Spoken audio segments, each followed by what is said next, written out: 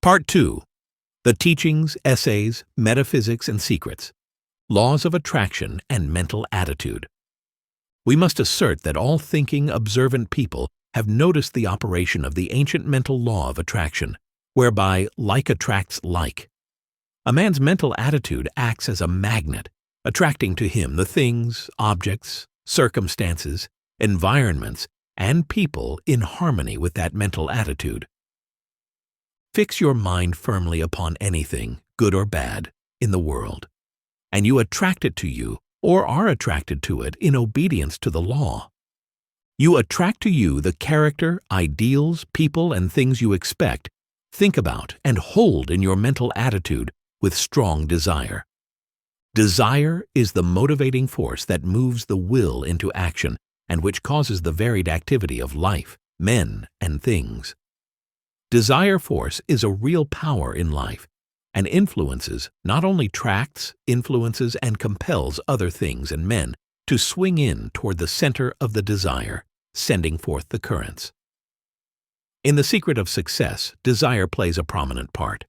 Without a burning desire for success, there is no direction. The law of attraction is set into motion by desire. What is the pattern upon which the law of attraction builds under the force of desire? The mental image, of course. The method of the action of mental attitude toward spiritual abundance may be called the working of the law of attraction. Now, without attempting to advance in wild theories, I must assert that all thinking, observing men have noticed the operation of a mental law of attraction, whereby like attracts like. A person's mental attitude acts as a magnet, attracting the things, objects, circumstances, environments, and people in harmony with that mental status and attitude. Fix your mind firmly upon anything, good or bad, in the world, and you attract it to you or are attracted to it in obedience to the law. You attract to you the things, whatever you direct and focus in your mental energy. The person who thinks, talks, and expects health and prosperity attracts these good things into their life.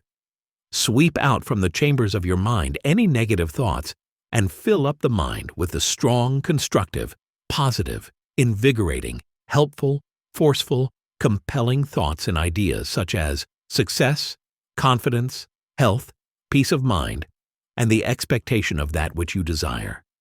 And just as the steel fillings fly to the attraction of the magnet, so will that which you need fly to you in response to this great natural principle of mental action, the law of attraction. Begin this very moment and build up a new character of thinking and ideal, that of peace, health, financial independence, and abundance. See it mentally, expect it, demand it. This is the way to create it in your enhanced spiritual and mental attitude of prosperity. The laws of life await your unlocking of the treasure chest of prosperity and abundant life. Change your thoughts, and you will change your destiny. Karma and correspondences. We see how very important is the thoughts, attention, and the feelings we have concerning anything, for upon the quality of our thought and concentration hinges the results and destiny that we manifest for ourselves. As a mental exercise, remember, all is right with the world. It is perfect and advancing to completion. I will contemplate the facts of social, political, and industrial life only from this high viewpoint. Behold, it is all very good. I will see all human beings, all my acquaintances, friends, neighbors, and the members of my own household in the same way. They are all good. Nothing is wrong with the universe. Nothing can be wrong but my own personal attitude, and henceforth I keep that right. My whole true service is in God. The only service you can render God is to give expression to what He is trying to give the world through you. The highest service you can render God is to make the very most of yourself, in order that God may live in you to the utmost of your possibilities. In this way of mental and spiritual health, you can best serve those you love. Overall, it has been said that repeated thoughts become tendencies or habits, willingness can become action, and repeated experiences lead to wisdom. Our thoughts, actions, inactions, and omissions are what create our character. If we desire good karma energy, we must be willing to put out good thoughts, praise others, become thankful, see things in an opportunistic light, have faith in the regeneration of mind and body, and take right actions. Our every action and thought of goodness is very powerful. Acts of kindness, service to others, and self-development are extremely powerful energies. Thoughts of negative things are weak thoughts, which are 100 times less powerful than acts of creation and constructiveness. If we maintain a harmonious relationship with the Supreme Intelligence while keeping a peaceful relationship with our externals, life will, of course, be much easier. Further, when we are avoiding wasteful thinking and actions, our spiritual energies maintain a laser focus and power. As with physics, it is possible to neutralize a sound wave by setting up another sound wave of the same pattern which comes from the opposite pole. Therefore, it is possible to conjure and visualize ideas, thoughts, and images that can completely neutralize old attitudes. By changing our outlook, you can change your future. Every cause has its effect and every action has its results, but it is desire that is the link that connects the two. Attunement and purity of mind. The Rosicrucian mystery teaching gives a scientific method whereby an aspirant may purge himself continually of negative karmic energy. Each night after retiring, the pupil reviews his life during the past day in reverse order. He starts to visualize as clearly as possible the scene which took place just before retiring. He then endeavors to impartially view his actions in that scene, examining them to see whether he did right or wrong. If there is something that needs improvement, realize what you have done as vividly as possible, and try to feel exactly as that one felt whom was wronged, and at the very earliest opportunity attempt to make amends or mental atonement for the hasty expression. Then call up the next scene one by one and endeavor to overcome any counterproductive habits. Other steps to the mastery of attunement: humility, remaining teachable, and being right-sized with regard to ego. Developing character through change and growth. Honesty and integrity, doing what you say and being honest with yourself. Purity of thought. Heart and intentions, i.e., right thinking toward sobriety. Selflessness through giving without expectation of return through service and non-hoarding of yourself. Development of purpose, making healthy decisions, and being definite toward self-improvement. Gratitude. Being thankful for the gifts you have received, praising others, blessing your home, family, and world. Willingness to engage in self-analysis and evaluation for growth. Attunement toward harmony with others through amends, restitution, mental catharsis, character development, and right action. Use of visualization, prayer, or meditation to enable a mental vision of a fuller life and connection to the universe. Willingness to be open-minded toward accepting a state of well-being and peace of mind. Allowing harmony in your life, and a sincere belief that life is abundant. The power of prayer and meditation. Prayer and meditation must be for the good of all concerned. To effectively pray, you must petition the universal intelligence. You must create a harmonious relationship with the Supreme so that you can release your creative thoughts and prayers to the universe. You must form a clear and definite mental picture of what you want. You cannot transmit an idea unless you have it yourself. You must have it before you can give it. And many people fail to impress universal intelligence because they have themselves only a vague and misty concept of the things they want to do, to have, or to become. It is not enough that you should have a general desire for wealth with which to do good. Everybody has that desire. It is not enough that you should have a wish to travel, see things, live more, etc. Everybody has those desires also.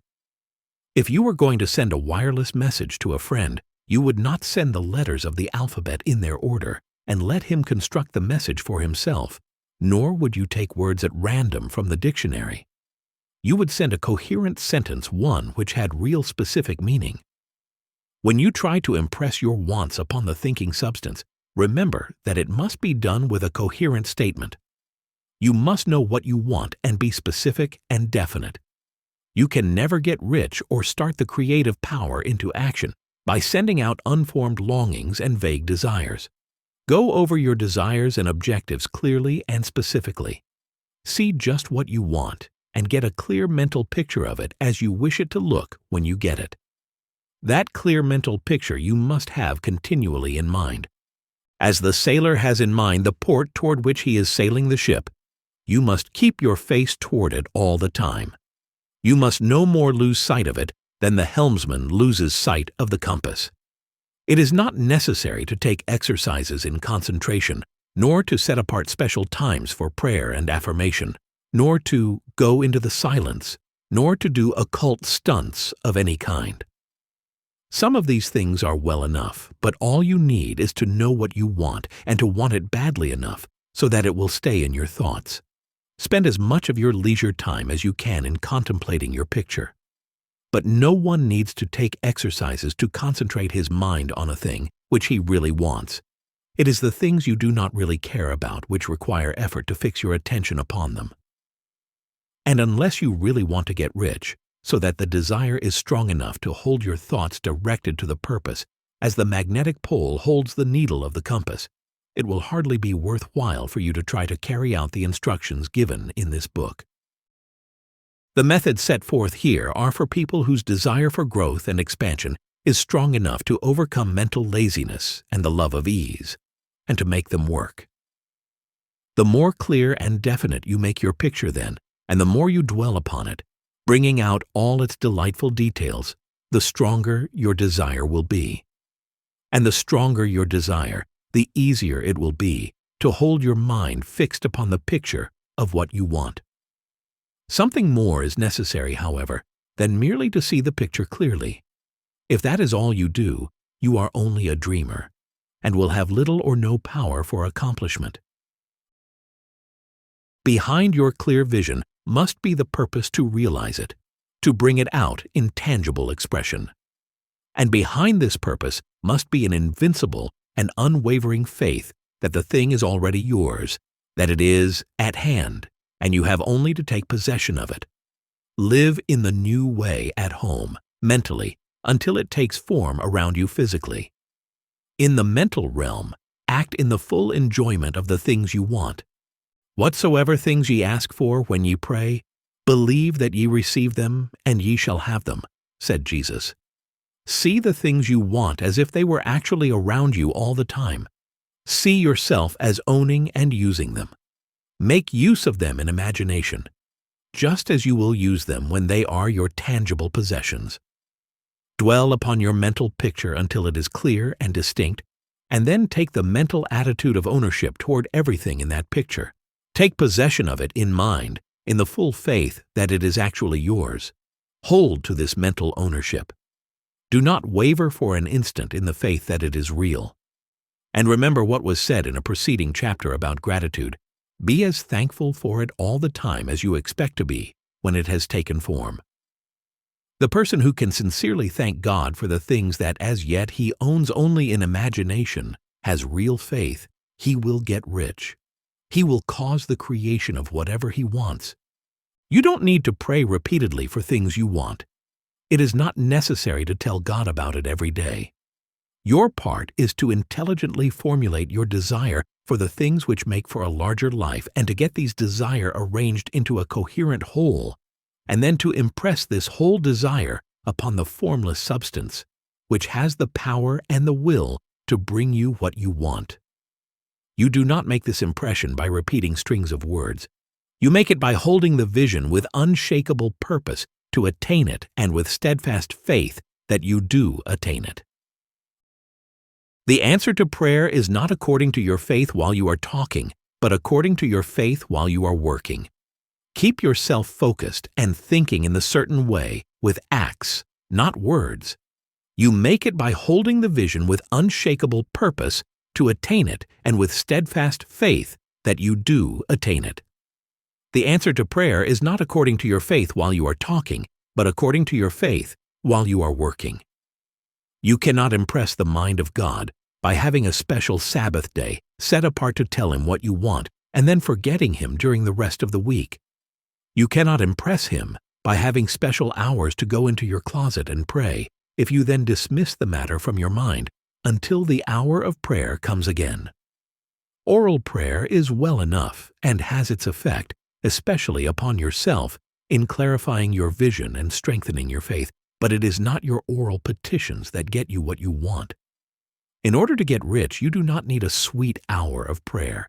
You need to pray without ceasing. And by prayer, I mean holding steadily to your vision with the purpose to cause its creation into solid form, and the faith that you are doing so. Believe that ye receive them. Once you have clearly formed your vision, the whole matter turns on receiving. When you have formed it, it is well to make an oral statement, addressing the Supreme in gratitude. Then, from that moment on, you must, in mind, receive what you ask for. Live in the new house, wear the fine clothes, ride in the automobile, go on the journey, and confidently plan for greater journeys. Think and speak of all the things or ideals or health that you have asked for in terms of actual present ownership. Imagine an environment and a condition exactly as you want them, and live all the time in that mental environment and financial condition until they take physical shape. Mind, however, that you do not do this as a mere dreamer and castle builder. Hold to the faith that the imaginary is being realized and to your purpose to realize it. Remember that it is faith and purpose in the use of the imagination that make the difference between the scientist and the dreamer.